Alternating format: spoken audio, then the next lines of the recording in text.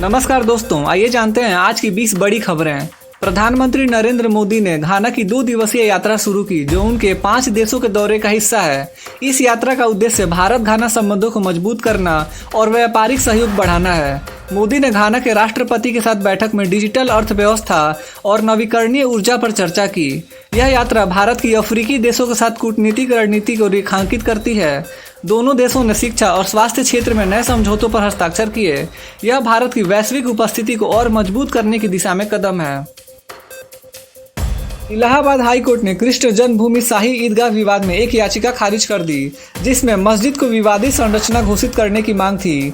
Court ने कहा कि यह मामला पहले से ही विचाराधीन है और नई याचिका अनावश्यक है।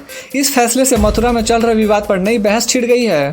स्थानीय संगठनों ने इस पर मिश्रित प्रतिक्रियाएं दी हैं। कुछ पक्ष इसे धार्मिक सौहार्द के लिए सकारात्मक मान रहे हैं, जबकि अन्य इसे कानूनी प्रक्रिया में देरी के रूप में देख रहे हैं। बिहार में विशेष गहन संशोधन SIR के तहत मतदाता सूची के पुनरीक्षण पर इंडिया ब्लॉक ने आपत्ति जताई है। 11 राजनीतिक दलों के नेताओं ने चुनाव आयोग से मुलाकात कर इसे संविधान के मूल ढांचे पर हमला बताया। उनका कहना है कि यह प्रक्रिया पारदर्शी नहीं है और इससे मतदाता अधिकार प्रभावित हो सकते हैं। आयोग ने इस पर विचार करने का आश्वासन दिया है। यह मुद्दा बिहार विधानसभा चुनाव से पहले राजनीतिक तनाव को बढ़ा सकता है। वाशिंगटन में हुई क्वाड बैठक में भारत ने वैश्विक कूटनीति में अपनी मजबूत उपस्थिति दर्ज की। बैठक में इंडो पैसिफिक क्षेत्र में सहयोग और सुरक्षा पर चर्चा हुई। भारत ने जलवायु परिवर्तन और तकनीकी नवाचार पर जोर दिया। प्रधानमंत्री मोदी के 5 देशों के दौरे के साथ यह बैठक भारत की वैश्विक रणनीति को मजबूत करती है। विशेषज्ञों का मानना है कि क्वाड भारत के लिए रणनीतिक रूप से महत्वपूर्ण है, खासकर चीन के बढ़ते प्रभाव के संदर्भ में। उत्तर प्रदेश में कांवड़ यात्रा की तैयारियां जोरों पर है। मुख्यमंत्री योगी आदित्यनाथ ने अधिकारियों को सुरक्षा और व्यवस्था सुनिश्चित करने के निर्देश दिए हैं। सुल्तानगंज स्टेशन पर कांवड़ियों की भीड़ को नियंत्रित करने के लिए विशेष इंतजाम किए गए हैं। स्वास्थ्य सुविधाओं और स्वच्छता पर विशेष ध्यान दिया जा रहा है। यात्रा के दौरान ड्रोन से निगरानी की जाएगी। यह यात्रा धार्मिक और सामाजिक एकता का प्रतीक है, लेकिन ट्रैफिक व्यवस्था एक चुनौती बनी हुई है। रक्षा मंत्रालय ने भारतीय सेना की वायु रक्षा को मजबूत करने के लिए 3 regiment quick reaction surface to air missile QRSAM की खरीद को अंतिम रूप देने की प्रक्रिया शुरू की। इसके अलावा कैबिनेट कमेटी ऑन सिक्योरिटी ने 62,700 करोड़ रुपए की लागत से 156 लाइट कॉम्बैट हेलीकॉप्टर प्रचंड खरीदने की मंजूरी दी। ये हेलीकॉप्टर हिंदुस्तान एरोनॉटिक्स लिमिटेड से खरीदे जाएंगे। यह कदम भारत की स्वदेशी रक्षा क्षमता को बढ़ाएगा। नीति आयोग ने स्वस्थ उम्र बढ़ाने पर एक रिपोर्ट जारी की, जिसमें बुजुर्गों के लिए बेहतर स्वास्थ्य सुविधाओं की आवश्यकता पर जोर दिया गया। रिपोर्ट में कहा गया कि 9,000 कदम रोजाना चलने से बुजुर्गों में हृदय रोग का खतरा 50% तक कम हो सकता है। सरकार ने इस दिशा में नीतियां बनाने का संकल्प लिया है। यह भारत में बढ़ती बुजुर्ग आबादी के लिए महत्वपूर्ण कदम है। भारत में पहली ट्रांसजेंडर नेतृत्व वाली स्वास्थ्य क्लिनिक शुरू की गई है। यह क्लिनिक विशेष रूप से ट्रांसजेंडर समुदाय की स्वास्थ्य आवश्यकताओं को पूरा करेगी। यह पहल सामाजिक समावेश को बढ़ावा देने और स्वास्थ्य सेवाओं तक उनकी पहुंच सुनिश्चित करने की दिशा में एक कदम है। सरकार ने इस पहल को समर्थन देने का वादा किया है। यह क्लिनिक अन्य समुदायों के लिए भी प्रेरणा बन सकता है।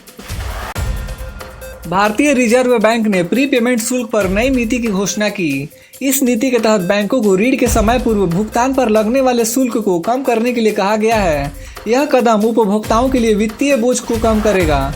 विशेषज्ञों का कहना है कि इससे ऋण लेने वालों को राहत मिलेगी और वित्तीय पारदर्शिता बढ़ेगी। यह नीति छोटे व्यवसायों और व्यक्तिगत उधारकर्ताओं के लिए विशेष रूप से फायदेमंद होगी। सरकार ने इलाहाबाद हाई कोर्ट के जज यशवंत वर्मा को हटाने के लिए हस्ताक्षर संग्रह शुरू किया है। कई प्रमुख राजनीतिक दलों ने सैद्धांतिक रूप से इस प्रस्ताव का समर्थन किया है। यह कदम न्यायिक जवाबदेही पर बहस को तेज कर सकता है। हालांकि इस प्रक्रिया में पारदर्शिता और निष्पक्षता सुनिश्चित करने की मांग भी उठ रही है। यह मामला राजनीतिक और कानूनी हलकों में चर्चा का विषय बना हुआ है। विश्व शतरंज चैंपियन डी गुकेश ने सुपर यूनाइटेड रैपिड और ब्लिट्ज शतरंज टूर्नामेंट में दुनिया के नंबर 1 खिलाड़ी मैग्नस कार्लसन को हराकर शानदार जीत हासिल की। 6 राउंड के बाद गुकेश एकल बढ़त में है। इस जीत ने भारतीय शतरंज को वैश्विक मंच पर और मजबूत किया। गुकेश ने अपनी रणनीति और शांतचित्त प्रदर्शन की प्रशंसा की। यह जीत भारत के उभरते शतरंज खिलाड़ियों के लिए प्रेरणा है। पाकिस्तान की हॉकी टीम को अगले महीने भारत में होने वाली एशिया कप और जूनियर विश्व कप में भाग लेने की अनुमति दी गई है। खेल मंत्रालय के सूत्रों ने कहा कि उन्हें रोकना ओलंपिक चार्टर का उल्लंघन होगा। यह निर्णय दोनों देशों के बीच खेल के माध्यम से संबंधों को बेहतर बनाने की दिशा में एक कदम है। भारतीय हॉकी प्रशंसक इस प्रतियोगिता का बेसब्री से इंतजार कर रहे हैं। छत्तीसगढ़ में दक्षिण पूर्वी मानसून पूरी तरह सक्रिय हो गया है। मौसम विभाग ने अगले 48 घंटों में रायपुर, बिलासपुर, दुर्ग और बस्तर सहित कई क्षेत्रों में भारी बारिश का अलर्ट जारी किया है। कोरबा में हसदेव नदी उफान पर है, जिसके कारण कई लोग प्रभावित हुए हैं। प्रशासन ने सुरक्षा के कड़े इंतजाम किए हैं। लोगों से नदी नालों से दूर रहने की अपील की गई है। यह बारिश फसलों के लिए फायदेमंद हो सकती है, लेकिन बाढ़ का खतरा भी है। दिल्ली में मानसून की शुरुआत कमजोर रही, जहां पिछले 3 दिनों में केवल 4.3 mm बारिश दर्ज की गई है। अगले 2 दिनों में भी हल्की बारिश की संभावना है, लेकिन सप्ताहांत पर अच्छी बारिश हो सकती है। वहीं बेंगलुरु में मानसून बेहद कमजोर रहा। जून में केवल 23.7 mm बारिश हुई। अगले 2 सप्ताह तक बारिश नहीं होने से जल संकट गहरा सकता है। प्रशासन ने जल संरक्षण के उपाय शुरू किए हैं। अमेरिकी राष्ट्रपति ट्रंप ने अपने प्रमुख टैक्स और खर्च विधेयक को पास करवाकर बड़ी राजनीतिक जीत हासिल की। इस बिल से उनकी दूसरी अवधि की नीतियों को बल मिलेगा। विशेष रूप से आप्रवासन विरोधी अभियान के लिए फंडिंग बढ़ेगी। यह बिल वैश्विक व्यापार और अर्थव्यवस्था पर भी प्रभाव डालेगा। भारत अमेरिका व्यापारिक संबंधों पर इसका असर देखा जा सकता है। विशेषज्ञों का कहना है कि यह बिल वैश्विक कूटनीति में बदलाव ला सकता है। डोनाल्ड ट्रंप ने वियतनाम के साथ एक महत्वपूर्ण व्यापार समझौता किया, जिससे दोनों देशों के बीच आर्थिक संबंध मजबूत होंगे। अब चर्चा है कि क्या भारत और अमेरिका के बीच भी ऐसा समझौता होगा। यह समझौता भारत के लिए नए अवसर खोल सकता है, खासकर तकनीक और विनिर्माण क्षेत्र में। भारतीय व्यापारियों और नीति निर्माताओं ने इस पर सकारात्मक प्रतिक्रिया दी है। यह वैश्विक व्यापार में भारत की स्थिति को और भी मजबूत कर सकता है। एनटीए ने CUET UG 2025 का रिजल्ट 4 जुलाई को जारी किया। केवल एक उम्मीदवार ने 5 में से 4 विषयों में 100 परसेंटाइल स्कोर किया, जबकि 17 उम्मीदवारों ने 3 विषयों में 100 परसेंटाइल हासिल किया। रिजल्ट examinationservices.nic.in पर उपलब्ध है।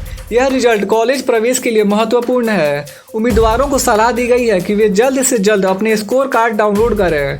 यह सरकारी और निजी विश्वविद्यालयों में प्रवेश के लिए महत्वपूर्ण है। रक्षा मंत्रालय ने भारतीय सेना के लिए विभिन्न तकनीकी और गैर तकनीकी पदों पर भर्तियों की घोषणा की है। इसमें quick reaction surface to air missile regiment और लाइट कॉम्बैट हेलीकॉप्टर यूनिट्स के लिए तकनीकी कर्मचारी शामिल है। आवेदन प्रक्रिया जल्द शुरू होगी। यह भर्तियां स्वदेशी रक्षा उत्पादन को बढ़ावा देने के साथ साथ युवाओं के लिए रोजगार के अवसर प्रदान करेंगी। इच्छुक उम्मीदवारों को आधिकारिक वेबसाइट पर नजर रखने की सलाह दी गई है। क्रिस्टोफर नोलन की आगामी फिल्म द ओडिसी का टीजर ट्रेलर रिलीज हो गया है, जिसने दर्शकों में उत्साह पैदा किया है। जुरासिक वर्ल्ड रिबर्थ की स्क्रीनिंग के दौरान दिखाया गया यह ट्रेलर ऑनलाइन भी लीक हो गया। प्रशंसकों का कहना है कि यह ट्रेलर फिल्म से ज्यादा प्रभावशाली है। अल्लू अर्जुन ने अतुल्य निर्देशक अतली के साथ अपनी बहुप्रतीक्षित science fiction action thriller film AA22 × A6 की शूटिंग मुंबई में शुरू की। यह 3 महीने का लंबा शेड्यूल है, जिसमें दीपिका पादुकोण और मृणाल ठाकुर भी हैं। 500 करोड़ के बजट वाली यह फिल्म भारतीय सिनेमा की सबसे महंगी फिल्मों में से एक है। शूटिंग के बाद VFX दृश्यों के लिए अल्लू अर्जुन अमेरिका जाएंगे। यह फिल्म 2026 में रिलीज होगी। तो दोस्तों, आज की खबरें यहीं पे समाप्त होती हैं। देश भर के छोटे बड़े अपडेट्स और हर दिन का टॉप 20 न्यूज़ देखने के लिए हमारे न्यूज़ चैनल इंडियन जनता न्यूज़ को सब्सक्राइब जरूर करें। मिलते हैं अगले वीडियो में, तब तक के लिए बाय बाय, टेक केयर, जय हिंद।